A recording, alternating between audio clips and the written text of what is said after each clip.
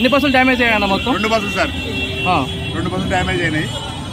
అయితే మా డిఎం గారు కూడా ఫోన్ చేశాను, ఆల్రెడీ వన్ డబల్ కూడా ఫోన్ చేశాను సార్.